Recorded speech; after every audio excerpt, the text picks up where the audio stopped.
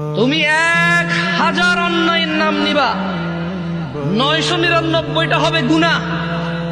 ওর মধ্যে যদি তুমি নামাজ ত্যাগ মানে নামাজ পড়ো না, একটা নাম নাও, তাহলে ওটা হবে কুফরি। ওটা হবে কি?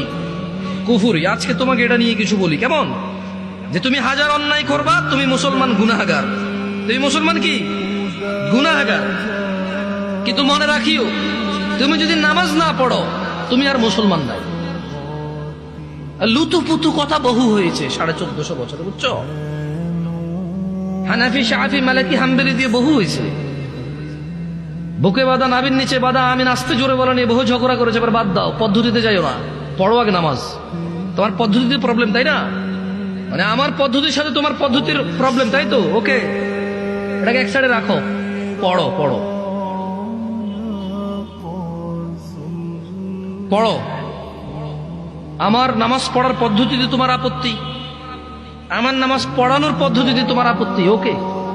তর্কের খাতিরে তোমার সাথে তর্ক করলাম না, তুমিও করিও না। তর্ক পরিহার করো, এতে রহমত। বেহুদা তর্ক করিও না। সালাত শুরু করো। 1000 অপরাধের মধ্যে একটা অপরাধ তুমি পাবা না এরকম নামাজ ত্যাগ করা মতো অপরাধ। তোমার এই পৃথিবীর কোন নেক আমল হিসেব হবে না নামাজের আগে। যার নামাজ ঠিক থাকবে তার সব ঠিক থাকবে।